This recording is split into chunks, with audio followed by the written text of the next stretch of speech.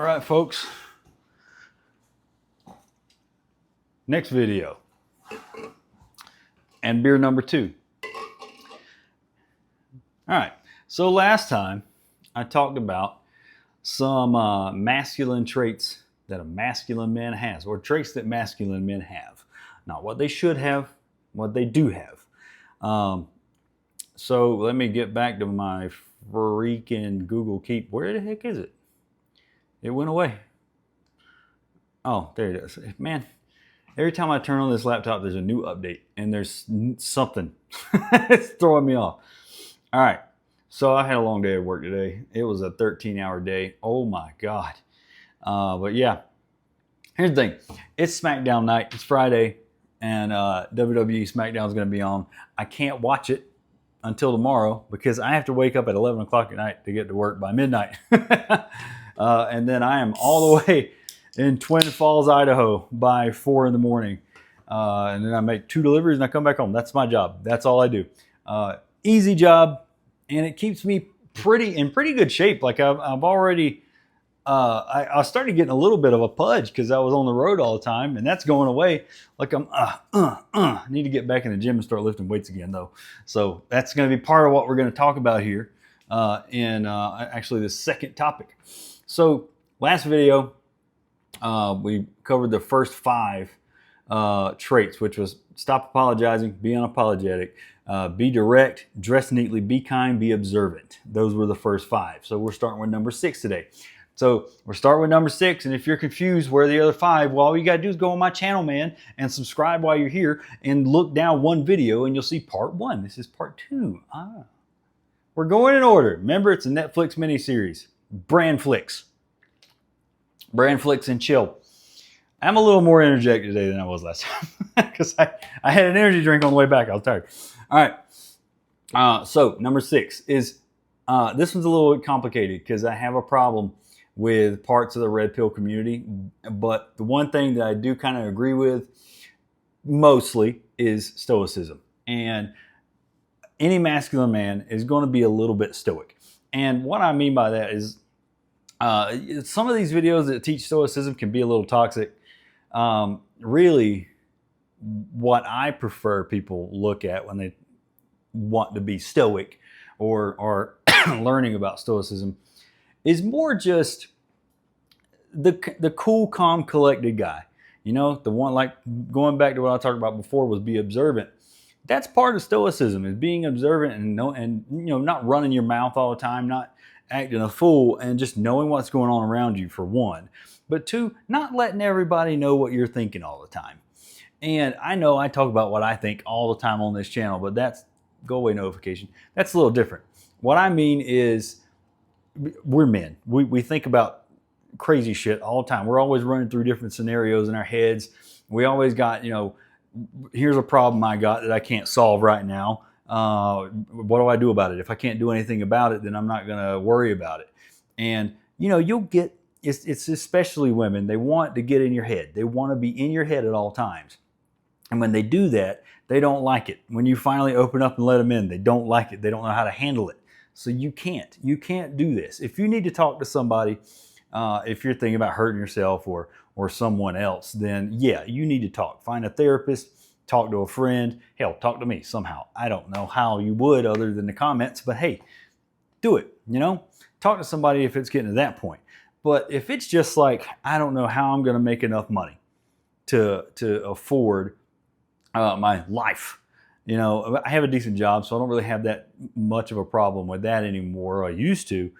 But it really comes down to, if you've got problems, we all got problems. You don't need to let everybody in on what you're thinking all the time, because that's actually going to compound the worries that you have. I'm telling you, the more you talk about something, the worse it gets, it feels like. So some things you just don't need to talk about. Think over it, plan on it. You can even worry about some things if you want, but there's no need to burden other people with it unless you need to. Ask for help if you need to. There's no harm in that. Masculine men will ask for help if they need it. Now, if you're asking for help changing a tire, brother, you need to get on YouTube. No, you need to change your own tire. Don't be a little pussy. I'm that kind of like, yeah, if you can't change a tire, you need to do better. Do better. Let's move on. I don't want to spend too much time on it. Number 7. Now, as I said, I used to be in much better shape than I am now. I'm still in decent shape. As you can see, I didn't get fat. I started driving trucks 7 years ago, got out of the military 10 years ago, and somehow still didn't get fat. I stayed in shape. I kept going to the gym. I actually got in better shape after I got out of the military. But yeah, being on the road got me a little bit out of it. The topic, if you haven't figured it out, is be fit. And right now I'm talking about physical fitness. That's the easiest one. Get outside, go touch grass, get your ass outside and do something. Go hiking anywhere you are. Anywhere in the world, you can go hiking for free. You can just get out, go take a walk, go for a run. You know, if you're not used to running, walk, get into a jog. You know, you have to build up this stuff. But if you're just being a lazy ass, sitting on the couch, and you don't really have an excuse like a medical issue, get the fuck up. I play video games almost every day, man. Almost every day. But I also work my ass off 12 hours a day, 12 to 13 hours a day. And still, on my days off, on the weekends, I go out and I go for a run or I go for a hike. I'm active every single day of my life. And that's why at 39 years old, without going to the gym, I still look decent. You know, I'm not some big muscular dude. I don't think I'll ever be that. Like my big brother is kind of a bodybuilder. I just don't have the genes for that. It's hard for me to build muscle, but I stay in shape. I'm in better shape than most people my age, and I'm proud of that, you know.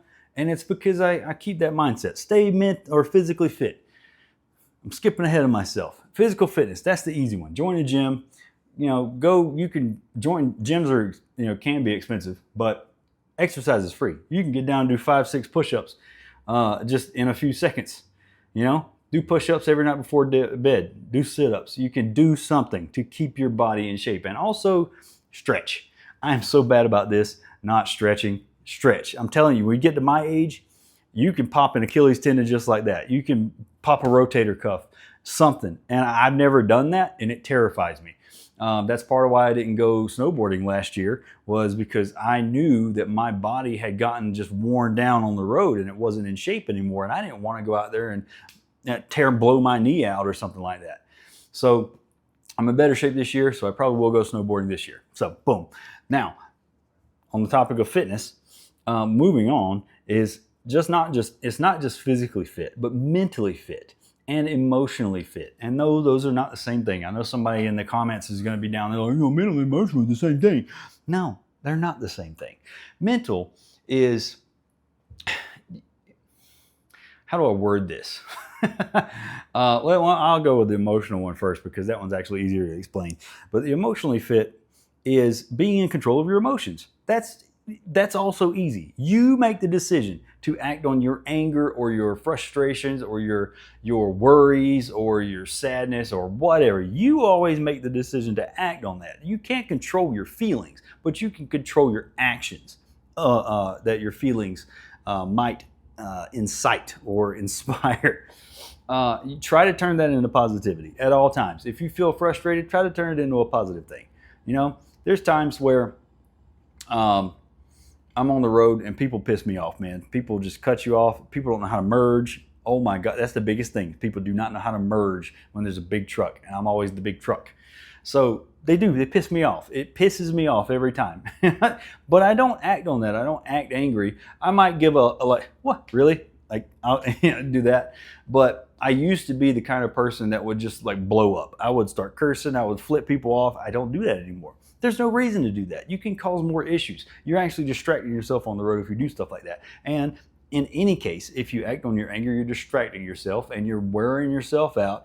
You're spiking your blood pressure. You're stressing yourself out. You are killing yourself if you let your emotions get the best of you. That's emotional fitness. Now, mental fitness, read books. You know, read books. Even me playing video games. I know it sounds crazy, but video games actually are very good mental stimulation. Getting outside and just seeing landscapes in the world, that's good for me. It is calming to me. That's part of being mentally fit and just keeping yourself calm and stress-free as stress-free as possible. But also, some people play Sudoku. Some people, like the brain teaser games with like logic puzzles. I like that stuff, but I get that in video games. Playing guitar, even that is mental stimulation, and it's also working my mind and body together. My, hand-eye coordination, things like that. So that's part of mental fitness.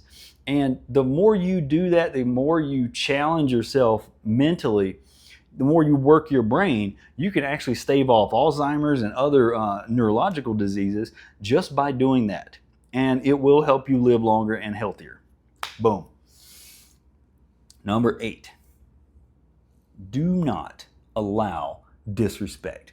Do not let people disrespect you.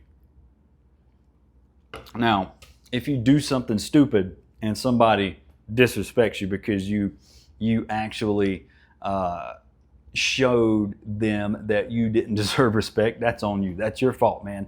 But I know y'all see some of the comments on some of these videos, man. I'll say some stuff and it'll offend somebody, and it's usually a feminist or a soy boy or some shit like that, and they'll try to insult me. And normally I would just be like, I'm not even going to give that person any energy, whatever. But I don't. The reason I reply, and I will insult you back. I'm a debater, and I'm pretty good with insults. I can be a little bit savage, and I like doing that. But it's engagement on the channel. There's more comments, and it keeps people commenting, and they don't even realize that they're actually making the algorithm like my channel more when they do that. That slowed down a little bit for some reason. people stopped trying to insult me. But one guy did. The one video that I did about the feminization of men. This was a while back in my Jeep. Some guy commented last night that said, "You don't have any right to call anyone feminine, sis." Okay, that's uncalled for. Why would you insult me? I know I'm not a feminine guy. I never really have been, and I just laughed at that comment. So I just commented back, "Well, I bet your wife fingers you." And so, I'm sorry. I have the ability to be way meaner than most people, online trolls and online bullies. And that's the thing. Bullies like to disrespect people. I don't tolerate that shit. I will take every chance I can to bully a bully. And I love it. I feel like I'm making the world a better place when I do that. But yeah, don't tolerate that shit. Don't tolerate disrespect from anybody, especially if it's unwarranted. When somebody just comes at you for no reason, out of pocket, check them. I'm not saying physically. Don't just fight somebody. You'll go to jail. But words are legal, man. You can say whatever the hell you want to say to somebody. Now, that might end up with them trying to pick a fight with you, so you probably need to know how to fight if you're going to go far enough with it. But yeah, just check somebody. If they're rude to you, say, "Hey, that's uncalled for. You don't need to be rude." There's no reason to do that. Most people, if you check them, they will walk it back. They probably didn't even realize they were rude. Most people will check themselves again after that, and they will be nice to you. I'm telling you, it works. Next, number 9, be informed. Ooh, this is a big one. Be informed. What do I mean? Well, that's almost self-explanatory, ain't it? Be informed means shut the fuck up if you don't know what you're talking about. Now, there's times where I don't know. I know a lot about a lot. Okay, I love knowledge. I let YouTube play all day, or I'll watch documentaries. I like knowing how the world works and how people work and why things are the way they are. And I love history. I'm a big history buff. So I tend to know a lot about a lot of different things. Now, there's some things I don't know about. And if I don't know enough about a topic to debate somebody or just talk about it, I just won't. Here's an example right here. I made a video a few months ago about this Palestine and Israel conflict, and everybody was this whole free Palestine thing. And the video was basically, I'm a combat vet, I've been to the Middle East, and my whole thing was you can't free Palestine. You can't. The very existence of that country incites war. It's just this. That's just how it is, and it's the Middle East. They're going to fight. So what happened? Trump did this. Or negotiated a ceasefire and basically helped end the war between Israel and Hamas. It's not Palestine wasn't fighting, Gaza wasn't fighting, it's Hamas. Hamas is the organization in Palestine that's causing all these problems. And Liberals will just jump down your throat and tell you that you're the problem if you were saying Hamas was the problem. Hamas was the problem. I kept saying that. I said that in my last video, another video I did about it.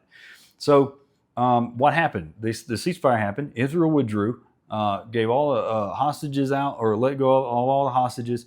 Israel got their hostages back. And what's Hamas doing? They're executing people in the streets. I said all along, Hamas is the problem. As long as Hamas exists, there will be issues. And you can't fight Hamas without eradicating the Palestinians in Gaza. Unfortunately, that's not me saying that that's what should happen. I'm just saying that's what would happen, because you can't fight an enemy that looks like all of their people. I've been there, Taliban, okay, Al-Qaeda. I've been in that kind of shit. It doesn't work. That's why we lost the war in Afghanistan. That's why we lost in Iraq, basically. You can't fight an enemy that looks like everybody else and are as inhuman and they're genocidal maniacs like Hamas. So I know enough about what is happening over there to talk about that. If I didn't know, I wouldn't have talked about it. And everything that I said in that video is exactly what's happening right now. And I made that video months ago. So be informed. If you're going to talk about something, know what you're talking about. A lot of people online, they got Google right in their hands. They're on their cell phone. You got Google in your hands. There's no excuse to be as incorrect as most people are online right now. They just say whatever they think. They think their opinions are facts, and they don't know what they're talking about. Half these people, the fucking people that are in Oregon right now, in Portland, protesting Trump sending troops to Portland, they're no clothes. They're just naked. They're naked, and there was a video. Some guy asked one of these naked dudes on a bicycle. He's like, "Why are you protesting? Why are you out here?" And the guy literally didn't know. He didn't know. He's like, "I'm just out here to support the other protesters and their endeavors. I'm just here to support them." You don't even know what you're protesting. You're out there with your dick and balls hanging out in public, and you don't even know why you're out there. How stupid can you be? Don't be stupid. Be informed. If you're going to do something that crazy, at least know why you're doing it. We'll leave it at that. Now we're on the last one, right? Number 10, have conviction with your words. Don't be one of these kind of people that's like, I don't know. I don't know if I should do that. Do you think I should? Know what you want. Know what you want. Was that something I already said before? No, not really. But know what you want. Be confident enough to fucking just say yes or no. Or give a blunt answer every once in a while. You don't need to beat around the fucking bush with most things. You don't need to be overtly nice with most things. I think more people appreciate bluntness. Not mean. Now meanness is not blunt. But sometimes when people ask you what you're feeling, and if you know exactly how to articulate your feelings, say, if something pissed you off, somebody could ask you, like, hey, what I did the other day, this is just a really vague example. What I did the other day, did that bother you? Don't beat around the fucking bush. Don't be like, well, no, not really. It's okay. It's okay. No, fuck that. Say, yeah, that did bother me a little bit. 9 times out of 10, people will be like, oh, I'm sorry. I won't do that again. If you just have conviction, know what you want, know what you're saying, and know how to convey your feelings and your thoughts. Now that takes practice. I said, I think before, this is kind of like be direct. This is close to be direct, which is what I went over the first. But you can be direct without sounding like you legitimately want what you're saying. And it's like, if somebody says, do you like, I used this example before, do you like sushi? Not really. And I discovered when I went on my trip to LA last weekend, I was like, I'm going to go to Little Tokyo and I'm going to get sushi there. I've never had sushi where I actually liked it. I love rolls, like California rolls and things like that. But nigiri, which is just the actual sliced fish and rice, that's all that is. Okay, with a little dip of soy sauce. I've never liked it. Never liked it. Everywhere I went, I just didn't like it. And I knew something was off. So I went to Little Tokyo in LA and I was like, if I can't find good sushi here, then I just don't like it. I went to a place called Umasa. okay, I think I like sushi now, but I can only get it if it's super fresh like that. Because that shit was amazing.